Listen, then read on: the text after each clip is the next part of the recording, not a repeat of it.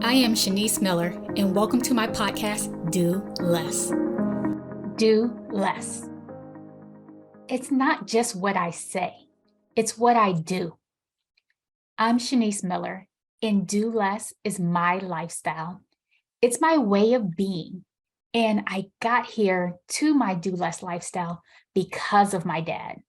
As a kid, I grew up seeing my dad become an employee working for someone else, then going to school at night so that he can get his licensures, so that he can get side work, working his full-time job and working some jobs on the side, to not having to work that full-time job anymore because his side work had produced so much money for him that now he could replace that job with his own business, to opening up his business, to having employees work underneath him where he no longer had to do the manual work.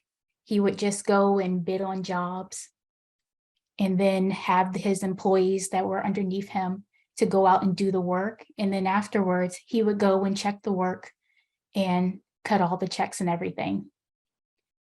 I remember as a kid riding around with my dad in his work van as he stops and takes a look at a job and he can write up a quote later on.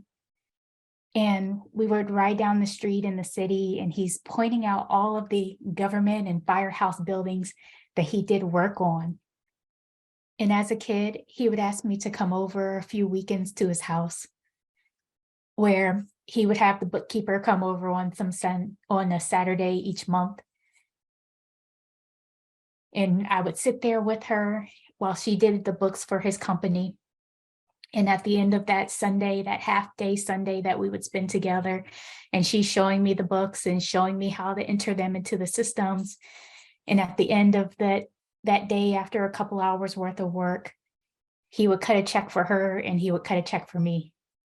The pain I lived through of watching it all go away in the blink of an eye due to my dad's declining health, it didn't have to be that way.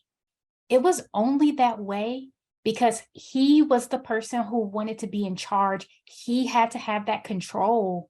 He was the person who was still needed in every part of his business. That business couldn't function without him. If you would have just released that control, if you would have let other people take over some of the business, if you didn't have to make it seem like everything was still so put together, the business would still be here. I saw how quickly circumstances can change that's out of your control. And that's really when my perspective on the world changed. I started questioning, I started worrying and wondering, what if I'm in the hospital for an extended amount of time? What if I break my wrist? What if I couldn't be the one to run this business? How can I help somebody else to take over? What is my employer going to do? Are they going to just fire me? Am I going to have a job? Am I going to be able to support myself?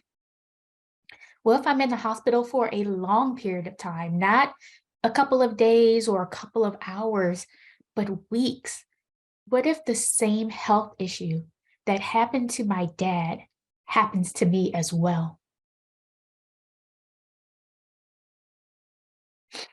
And that started my journey, those thoughts, those perspectives on the world, those thoughts of what if I'm hospitalized and my employer just lets me go because I'm unable to go to work, is what started my business journey. It started and propelled me to be in business for myself. And the first business that I started was an educational consulting business. And it was just me for 4 years. And I was that one band man, just like my dad. I was doing all of the marketing, all of the sales. I was doing all of the client work, and I was exhausted. I was so tired. I was making a lot of money, but everything was on me. And I realized I can't be doing everything. And it was just me in that business for 4 years, being that one-man band, wearing all of the hats, the marketing hats, the sales hats, taking the sales calls, trying to run the Facebook ads, reaching out to the clients to tell them about their services and what we need to do next, following up with them and doing all of the client work. And by the end of that day of doing all of that work by myself, being that one-man band, I knew I couldn't be doing everything. I was so exhausted. I had an amazing business. I was becoming an amazing business leader, but I could not do everything. So I decided to close up shop. But instead of just closing up shop, I decided to sell my business because I felt like it was worth something. And I wanted to sell it before I ran it into the ground from being so exhausted, from not wanting to do it anymore. And when I went to go sell the business, I saw all of these other businesses that were open and available for sale.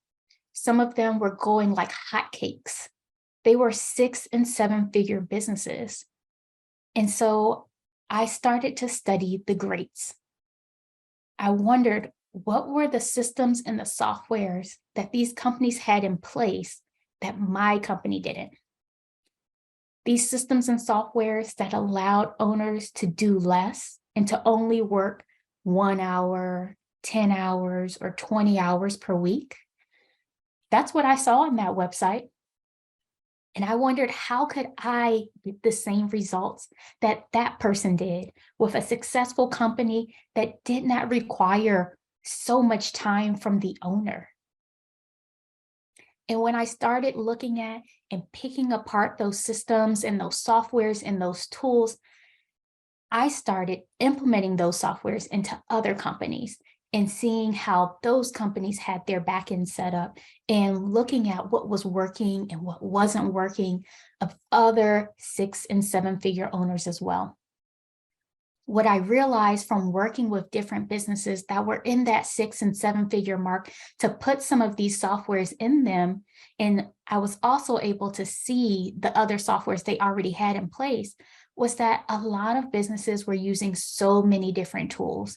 You had to have a separate tool for your email, then you had to have a separate tool for marketing, then you had to have a separate tool for your analytics, then you had to have a separate tool for scheduling, and it goes on and on. And those costs for each of those tools were definitely adding up. And so I wondered, how can I make a tool that's pretty much going to combine all of these tools together? And that's what led me to develop a tool that combines the majority of softwares and the functions that I saw that people in those businesses that are 6- and 7-figures that only worked 10 hours, 20 hours per week to run the business. Those were the softwares and the tools that I saw people needed the most so that their business can run without them. And this is how we change companies. This is how I changed my company, because I learned from my dad, because that was the same path I was going down. And it's what happened to me in my first business. And it's the same way that we change companies, like Chris's company. Before Chris met us, he was trying to learn certain tools on his own. But when we asked him about it and we looked into his back end, he said it was all very clunky. And it was. He was still doing a ton of manual work, even though he had all these tools that were supposed to be doing some of that work and heavy lifting for him. It was just he did not know how to put them together in that certain way. Even if he went through all of the trainings that the tools gave him, or all of the different things you can try to ask, It's that strategy piece of how can I piece this all together to make it really flow and to do exactly what I wanted to do, what's in my head that I'm anticipating. And so Chris heard about me from a podcast and he reached out for help. And we just changed the way that he thought about his business. And we changed the way that he worked. His eyes literally lit up like a Christmas tree when we showed him the final product. And afterwards, he thanked me. He saw how he could do less in his business, how to effectively delegate to other people on his team. And he said we saved him 4 months worth of work, and that we took so many tasks off his plate, and how that just opened him up to being able to take on more clients, since he didn't have to worry about the smaller tasks that he was doing previously that was taking up so much of his time. So no, do less isn't just something I say or one of my many opinions. It's a fact.